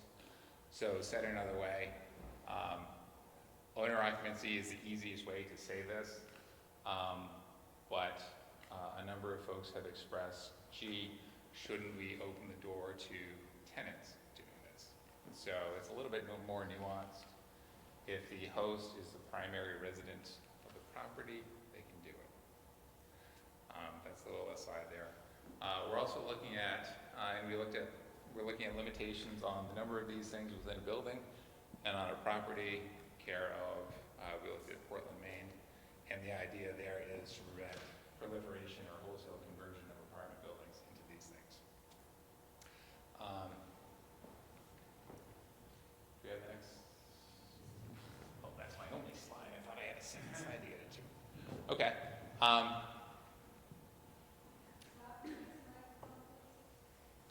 I wasn't leaning over enough. Can you hear me? Do I have to say that all again? Yeah. Didn't hear a word you said before. I start doing my stand-up routine. Yeah, so I mean, we have, I'm not really going to repeat the entire thing. So we have more than temporary, less than long-term. We have two different types, the bedrooms in a unit versus the entire dwelling unit. We are most interested in limiting the proliferation of the entire dwelling unit, given the impacts on our housing stock. In all cases, we want to see, if not owner occupancy, at least that the property is the primary residence of the host. And again, we want to limit wholesale proliferation of these things. We don't want to see entire apartment buildings converted, never mind entire condominium complexes. So those are the basics. We're set to take this up for real with the Joint Committee later this month. Questions? Have you thought about the relationship between the two, expanding the ADUs to make it much easier to do, and the proliferation we're seeing in short-term housing? I mean, maybe we want to encourage that to open other housing up, but it seems like we could end up building a lot of ADU units, maybe very small, on small lots, because you exempt them from the coverage requirements, and end up with a lot more short-term. That's actually, I'm glad you brought that up, Jeff. And that is the intent. We want to foster and enable ADUs, not necessarily foster and enable the short-term rentals. The city zoning code has a housing replacement standard, and again, this isn't unique to short-term rentals. If you convert your residence to a cafe, you need to pay housing replacement. So if you come through the permit process and you get yourself a permit for an accessory dwelling unit, and then you decide you wanted to flip it to a short-term rental, if it meets the standards, right, here's your permit. But by the way, you're paying the housing replacement into the housing trust fund. Would that only be for the whole unit, though? I mean, if you have That would just be for a whole unit conversion. Has the number of units, do we know if the number of Airbnb whole units, like an entire apartment, has that number been steadily increasing? Yes. Or so it's continuing to increase? Because I'm wondering, I mean, at some point, there's enough hotel rooms in Burlington and there's enough of these Airbnb units. What do you think the capacity is? I'm just wondering what the market can bear. Because at some point, there'll be enough. That's a and very there'll good be more. question. I don't know. We have seemingly not reached the ceiling. I've looked at, I think it's 3 snapshots over the past, I think, 4 or 5 years, and the numbers continue to go up. And the proportion between bedrooms within a unit versus the whole dwelling unit has been consistently that 1/3 versus 2/3. 2/3 which side? 2/3 being the entire dwelling unit. And I actually had a question for you, so if you're not coming back, I will ask you that as well. So the question to you is, have you looked at how you can enforce the whole unit versus the room, if you're renting out 3 bedrooms, Mhm. if they're all in 1 unit, how you're looking at that? And then my question to you was on the lot coverage, like when you had the exclusion of 650 square feet, I think if you looked at all at having a max percentage, just in terms of some, some pockets that are very small and that good. In terms of the bedrooms, again, we have existing standards for traditional bed and breakfast. Without checking the code to be sure, I'm fairly certain the limit is 5, except for in the low density residential, which is 3. And that's for bedrooms within a unit versus the entire unit being rented out.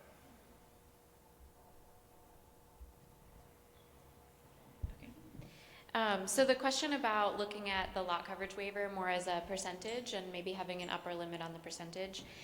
This is something that we talked about when we first started talking about the idea of a lot coverage waiver.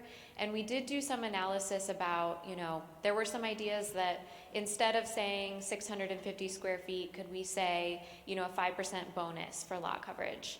That translates to a lot of different things around the city. If you have a really small lot, that's not very much. If you have a really large lot, that's a lot of lot area.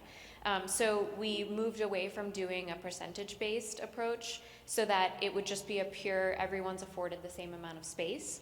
The question that you're asking, though, I think is should there be an upper limit, say no more than 80% lot coverage or something like that? One of the things that we are not tweaking about this ordinance is the requirement for setbacks. So there will be some natural kind of buffer there in the setbacks. We don't think people will be able to reach 100% or higher. So. Anything else?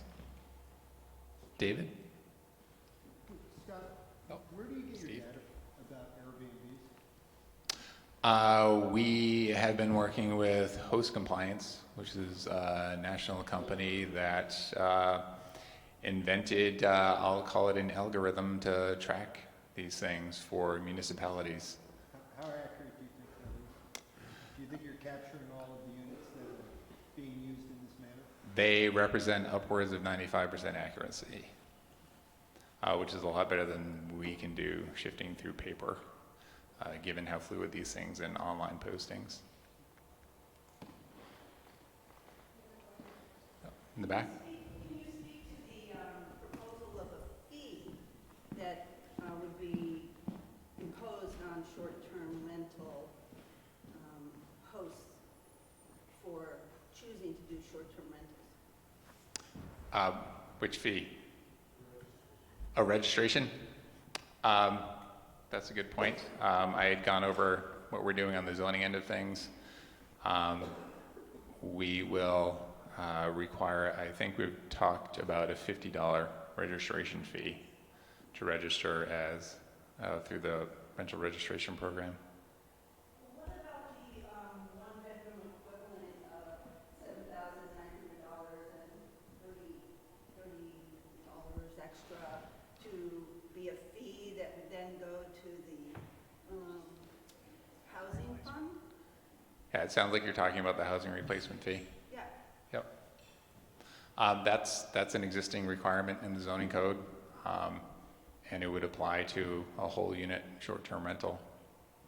If it's replacing a dwelling unit, right? If it's a purpose-built short-term rental, it wouldn't apply. We have seen some of those. But if you're taking an existing long-term apartment and converting it to short-term, it would apply. I think it's worth saying here too that this is what we as staff are bringing to the Joint Committee as a starting point for conversation. The top there says we've heard a lot of very different opinions about this, and I expect that we'll hear even more. So this, is what we're going to start our conversation with, and we'll give you updates if it changes as it goes through the process. But wanted to let you know.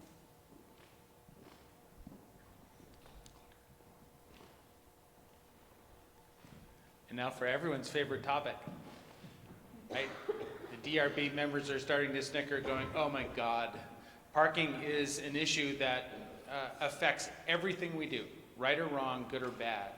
And this is one of the topics that we're focusing on as part of the Housing Summit, because parking is extremely expensive to create and to maintain.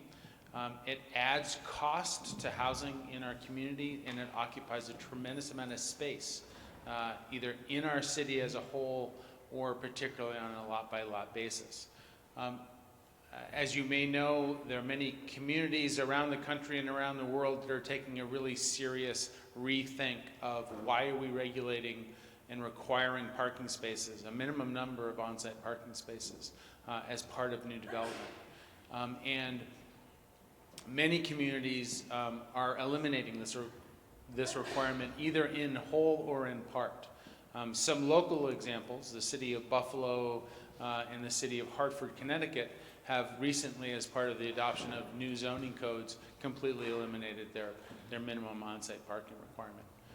So in our conversation here in Burlington, we've talked about a variety of different proposals, but have really centered on a proposal that would eliminate the requirement of a minimum number of on-site spaces in part of the city, focusing specifically in the downtown area. Oh, here we go. In the downtown, in neighborhood activity centers, and along these major transportation corridors. Places where there already exists close proximity to a number of different land uses, i.e. different destinations for people to travel to and from, and a high level of infrastructure for parking, for walking, for biking, and for public transit. So in these places, in addition, in addition to these places, eliminating the requirement for permanently affordable housing, the rehabilitation of listed historic buildings, and accessory dwelling units, as you heard Megan refer to earlier. We also propose to lower the maximum number of parking requirements. So basically taking some of the existing standards that we have that say you can have 125% of the minimum parking requirement in some of the parking districts, lowering that to either 100% of a requirement of one of the less intense parking districts, as well as modernizing the standards for the size and layout of parking spaces. That will allow for the creation of more efficient use of parking facilities, both structured and otherwise. Next, to incorporate transportation demand management requirements for projects over a specific size. The proposal that the Commission and the Joint Committee discussed last was if a project triggers major impact review, then it would be required to provide a minimum amount of transportation demand management efforts in order to reduce the parking demand and the transit demand. You know, as you understand that as we reduce our use of automobiles, we create an opportunity for a more effective public transit system. But we subsidize the use of the automobile across our community by requiring parking spaces to be built on every lot. This is a way that we can help support public transit in a much more effective way. And the last element is the modernizing the traffic impact fee. All development is required, new development is required to pay an impact fee in a number of different, for a number of different public infrastructure pieces. One of those is traffic, but the current structure only generates impact fee dollars and improvements to intersections. There's nothing that is generating capital funds for bike infrastructure, walk infrastructure, and the like. So these are the basic elements of proposed zoning amendment that the Planning Commission and the Council's Ordinance Committee will discuss again next week and hopefully bring to a conclusion to warn for a public hearing. Any questions about that one?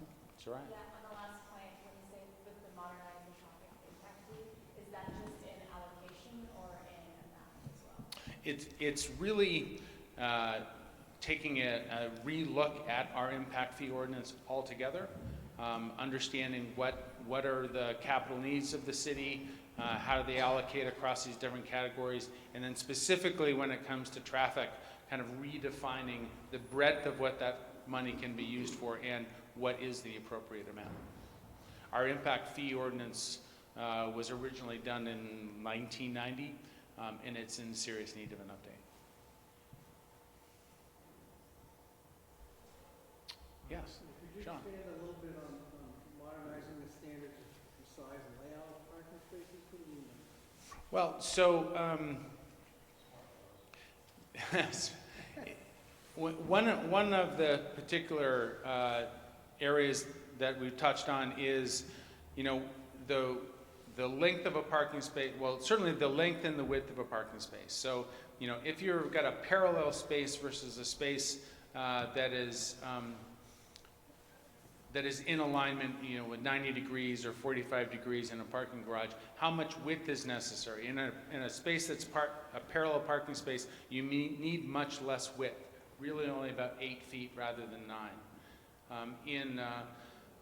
Depending on the angle of the parking space, in those situations, we require a set backup length.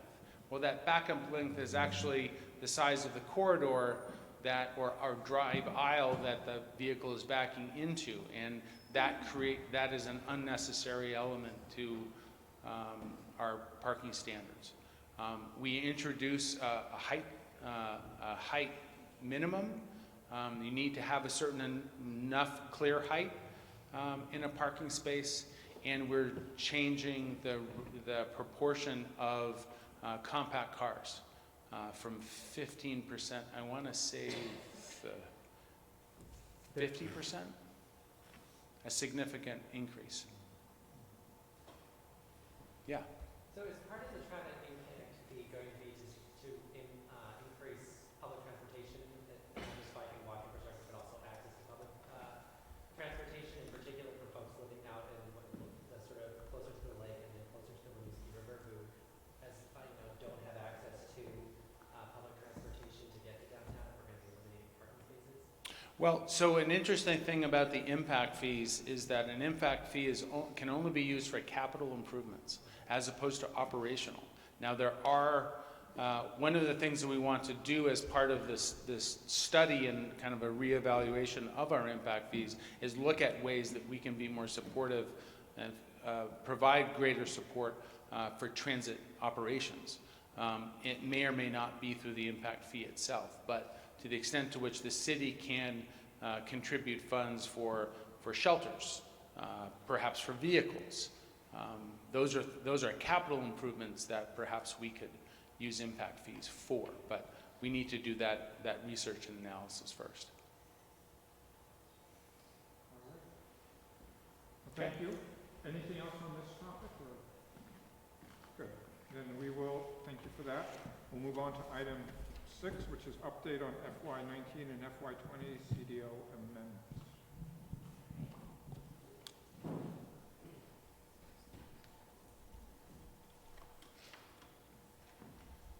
So we can be pretty quick on this one. Again, Scott and Dave and I were going to share with you some of the zoning amendments that were passed since the last time we had this meeting. This is a full list of all of the amendments that were forwarded to the City Council for action this year. I'm sure you can't read it, but to summarize, there were 11 amendments that were forwarded to them for action. They took action and adopted 9 of them. 4 of these were things that came out of our staff's work in administering the ordinance, things that we found that were just incorrect or outdated about the ordinance. 2 of them were kind of continuing on some major planning work, things that we had been working towards actually implementing for a very long time.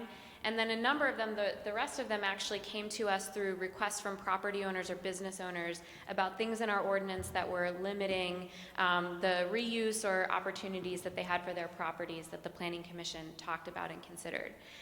So we thought that there were 3 of them that would be worth sharing with you just because they were pretty significant in terms of their impact on the overall ordinance, as well as the kind of policy direction that we've been working on in terms of implementing our plans.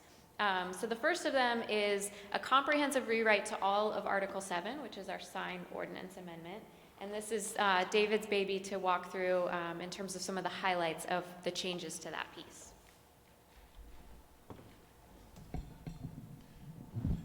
All right, so I will be very quick. So, as Megan said, it's a comprehensive rewrite of Article 7, which pertains to signs. And it's really done not only because our sign ordinance is fairly old, but in response to some First Amendment related case law, specifically Reed versus Gilbert, in focusing on making sure that our regulation of signage is focused on time, place, and manner restrictions, defining the physical characteristics of signs and how and where they present themselves, without reference to what is on the sign or the sign based on its purpose, whether or not it's a sign for a record store versus a sign for a movie theater. Right? If you have to read what's on the sign in order to understand how to regulate it, you're getting into dangerous territory around the content. So our focus is on content neutrality. Largely, however, the regulations that we transition to are very consistent with the physical characteristics of signs as we have regulated them previously. But we've tried to provide clarity, flexibility, and much more effective and objective standards to our signs. So Article 7 is divided into 3 parts. The first part, as you see here, much of this is similar, some of this has been expanded. I think the short version here, for the interest of the Development Review Board and Design Advisory Board members, is something that's new here is called alternative compliance. This is a light version of a process that would allow for an applicant to seek a waiver or seek relief from a numeric standard. Are you familiar with some of this? It's in the form-based code. But it's a process where if the standard doesn't quite fit, they can seek relief through the DRB and the DAB on a numeric standard or another kind of standard. The rest of this and most of the sign process is actually done by right through an administrative process. The second part of the ordinance are the sign types. So these are all of the different physical types of signs. And for each one of these, we regulate then the specific physical characteristics. Think of this as really a form-based code for signs. So within each sign type, there are objective standards regarding its location, its dimensions, its height, its area, how it's lit, and so on. We allow for multiple sign types on a building in a variety of combinations, and each zoning district identifies which types of signs are permitted. So in the ordinance, there is a table like this that illustrates the combinations of signs that somebody could have. You could have a blade sign along with a band sign, but you wouldn't have a projecting sign along with a marquee. They're both versions of projecting signs, but you wouldn't expect to have both of them on the same facade, as an example. And then this table identifies which sign types are permitted in which zoning districts. These are the residential components. The third part are sign master plans, not substantively changed from the previous version of the ordinance. And again, this is something that the DRB and the DAB has more of a role in reviewing master sign plans. One change here is that we've added any city property and departments, particularly when you think of the kind of branding and signage that the Parks Department has across all of their properties. They don't really fit the definition of a single property with 3 or more tenants. So we opened that up a little bit more for them. So that's the short version of signs. Yes, Al? I thought we did a good job. Then I walk down Main Street at night and go by Periwinkles and get almost blinded. I bring that up on occasion, Alex. I noticed you didn't include that in your slideshow. Thank you. Because I dare say that particularly what's going on with those windows is not permitted under the new ordinance, let alone the old one. Okay.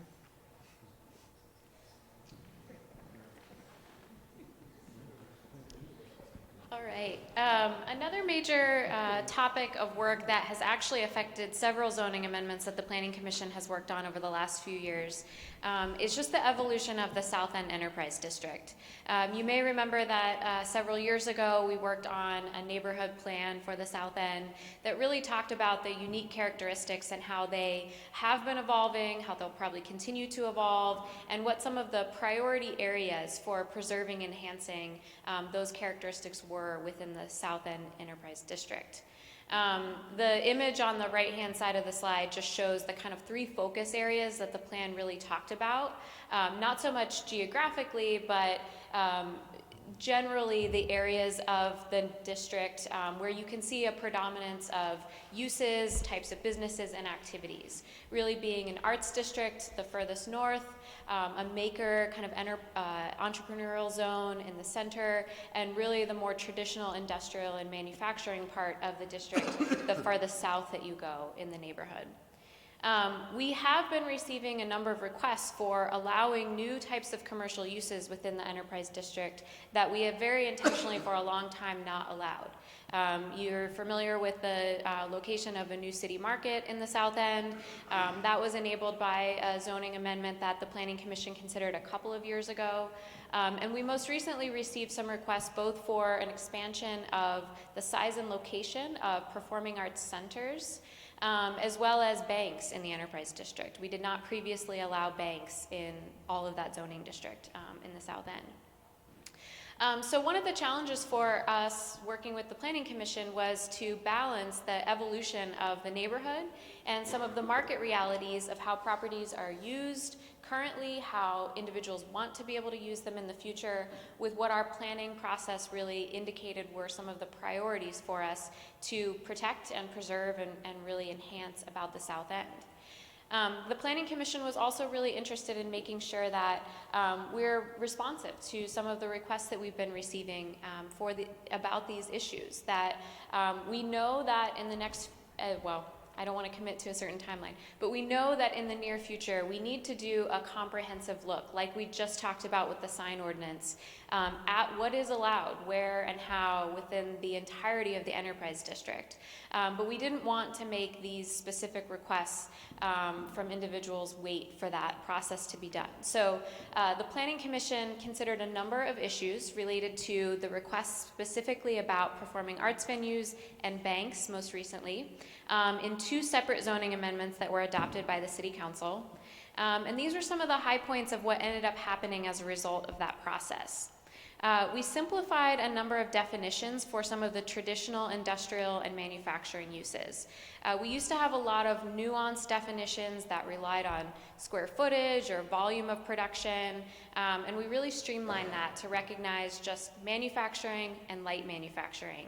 And to also recognize that there are a number of incidental business activities that really support production-based businesses and allow them to be part of a business rather than having to be permitted separately from that business.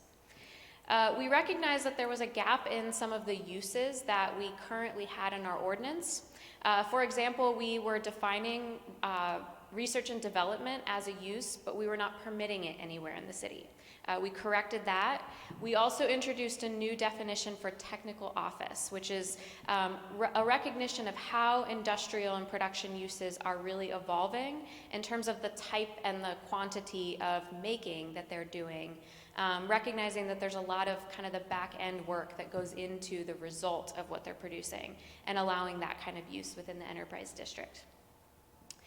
We also expanded to allow a greater number of arts and maker type uses that had been defined in our ordinance that were not necessarily allowed within the Enterprise District, even though we talk about it as an arts and maker district. So we expanded things like photography studios and other uses to make it explicit that those are allowed in the ELM. One of the key things, though, that we did as part of this amendment was grapple with that question of how do we introduce or expand where non-industrial, non-maker activities are allowed in the Enterprise District. As part of this amendment, we didn't change anything about what types of uses that are not industrial in their kind of purest form. We didn't change uses that are currently allowed or maybe conditionally allowed to not being permitted. But what we did do is said that there are a number of uses, general office uses, general retail uses, that the South End plan talks a lot about being kind of a rub with the preservation of especially affordable space for those maker type businesses, those industrial and arts-based businesses. So we established a relationship. We said, all of our industrial, manufacturing, kind of purely art production type uses, we're going to call Group A. These things are allowed within the Enterprise District, and we want to encourage them to be located within the Enterprise District because that's the purpose of this place in our city. And everything else that's could really stand alone on its own without any kind of presence of industrial uses or maker activities, we're going to call those Group B uses. Those are our general retail, general commercial type uses. We already allow a lot of them in the district. We want to continue to do that, but we want it to be in support of the preservation of our industrial uses. Financially, physically, whatever that case may be, to help support the continued presence of those uses. So we established this relationship that says that Group B uses south of Home Avenue, that was an area that we really honed in on as being our most traditional industrial kind of part of the city. South of Home Avenue, those things are allowed when they are on the same lot as a Group A, an industrial or manufacturing use, and so long as they don't represent more than half of the gross floor area on that lot. So again, in support of those industrial uses. The exception to that is that we said that banks are permitted anywhere in the enterprise district. That one was one that, given kind of the timing and discussion around this amendment with the city council, didn't make it into the Group B uses, but are just allowed in the enterprise district. A few last details about this is that we had a lot of conversation about specifically the question of allowing performing arts centers in other parts of the district. And the Planning Commission, the City Council talked about this a lot. So there are limits on performing arts centers, even beyond that kind of Group A, Group B relationship that I mentioned. The first is that they are limited in size to 5,000 square feet when they front Pine Street, and limited in 15,000 square feet when they front on Industrial Parkway. And those are the only parts of the district where they are permitted to be located. They continue to be a conditional use, which means that applications for these will continue to come before the Development Review Board, and we still have limits on accessory food and beverage as part of the performing arts use. I think that's all I had on that. So again, this is one that's kind of nuanced. It's a new way of introducing that relationship between uses, so we just wanted to make sure that, especially for the DRB members, that you are aware of that one. And then our last one is a major policy endeavor that probably many of you in the room were involved with at some point in time, which was also a comprehensive rewrite to a section of the ordinance regarding our inclusionary zoning standards. And I think Scott was going to walk us through this one really quick.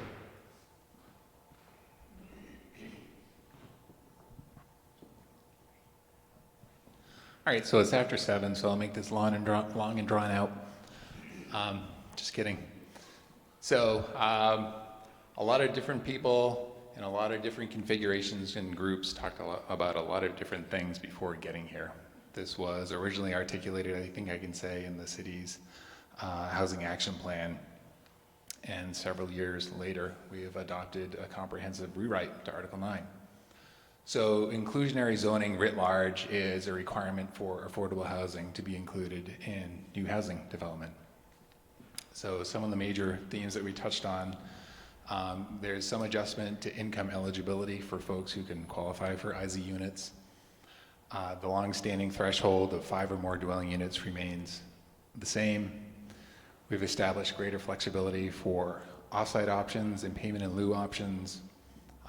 We've come up with an entirely new standard for off-campus institutional student housing, and finally made some administrative changes.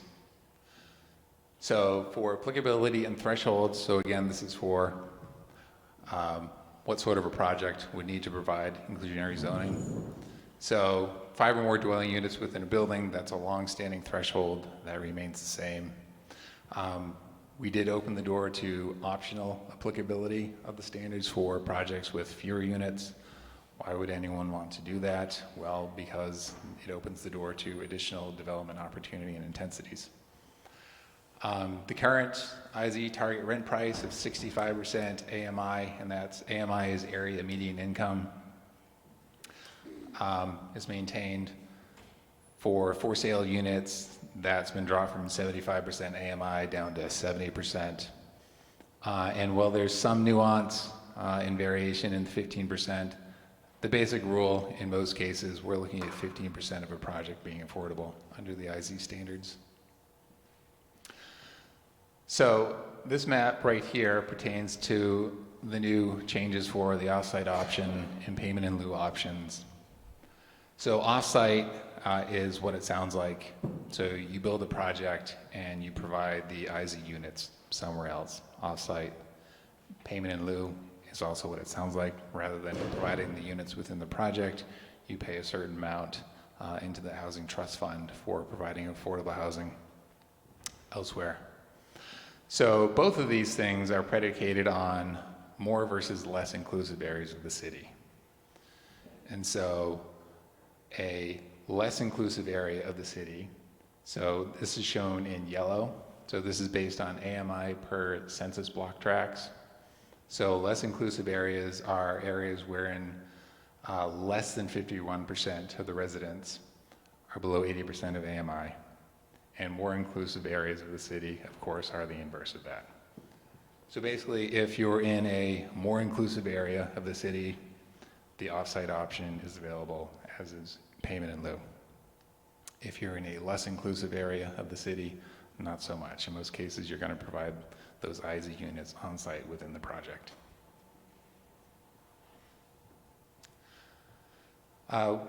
We used to have a number of different square footage sizes for ISA units relative to the market rate units. We have tossed that in favor of a more across the board 90% equivalency. So said another way, the size of the ISA units has to be 90% of the average size of the market rate units, regardless of how big or small those are.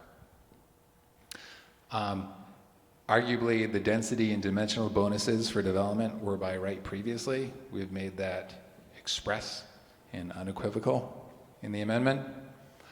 Minimum off-street parking requirements have been reduced for projects with ISA units. Impact fees have been eliminated entirely for ISA units. And finally, we have articulated in black and white that rental ISA units can float within a project, so meaning it can be one unit, 1 year, and when the lease turns over, it can be in another unit, another year. It's really about the percentage. Whereas for sale units have to be specifically designated. So this is brand new. Off-campus institutional student housing is not your typical triplex on Green Street. We're talking about something like 194 St. Paul Street, all student housing developed by Champlain College for the exclusive use of that institution's students. So student housing is fundamentally different. The occupancy, the income backgrounds of the folks who live there than your typical open market housing. So we came up with something, it was mostly Megan,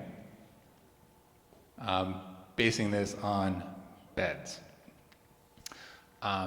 So rather than looking at units, we're looking at a standard of beds. So exclusive use by students, so no more than 5% of the beds can be leased to non-students, right? So again, think 194 St. Paul Street. Rather than pointing to AMI, affordability is determined in comparison to off-campus housing cost.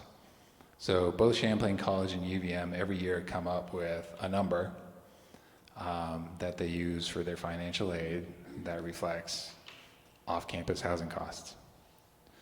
So the next step here is, instead of 15% of units, affordability is determined as 15% of the beds within that project are at or below 80% of the off-campus housing cost to students with a need-based financial aid award.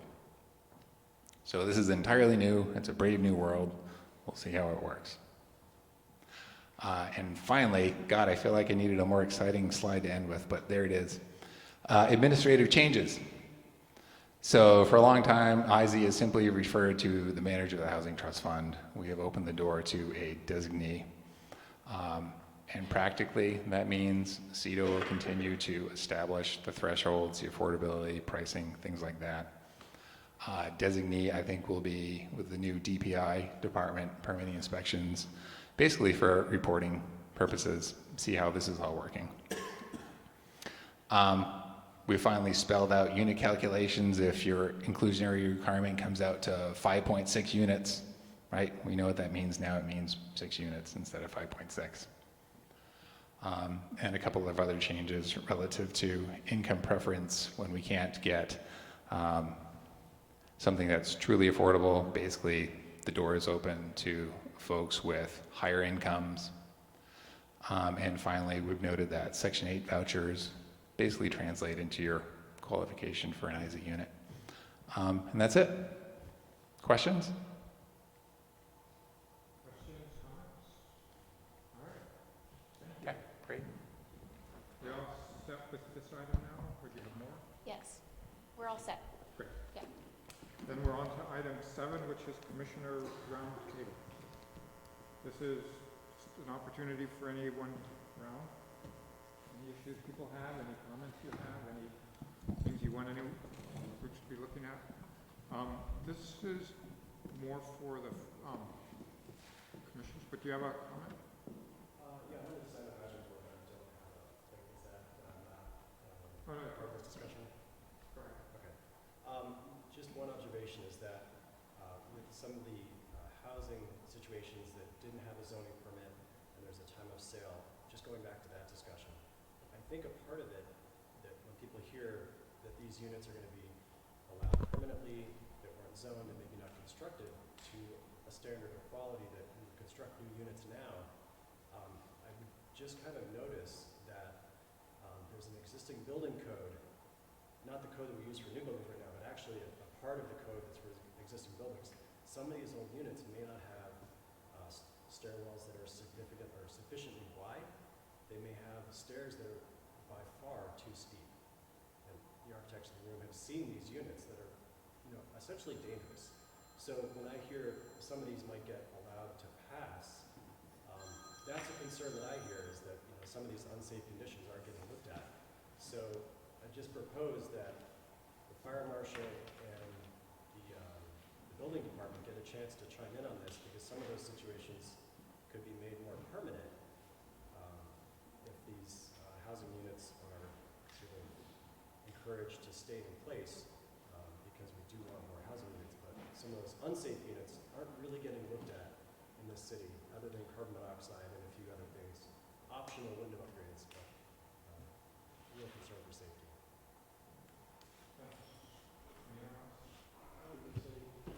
Right now, that is totally outside of the realm of what we do here on any of these boards.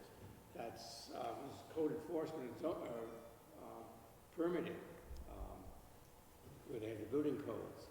And permits are issued require them to meet those codes. So there is a process where that comes into place. And actually, the codes require that exiting has to be brought up to standard no matter what. So there is something in process right now that would meet that, but it wouldn't be anything that these boards would deal with. I mean, it would be a whole, can of worms for us to get involved in those kind of things. Yeah, there's still, actually, an 9-inch tread, 9-inch rise, and continue to use it. That's in public works. I agree. I agree as a public works. I think it's an important part of the housing conversation. Anyone else? Anything else? All right. Well, then we're through our agenda here. I want to thank Megan, David, Scott. Thank you all for your comments. And the others, everyone around, Kim, everyone around the room who chimed in. Thanks to everybody who's here. We'll stand adjourned. Thank you.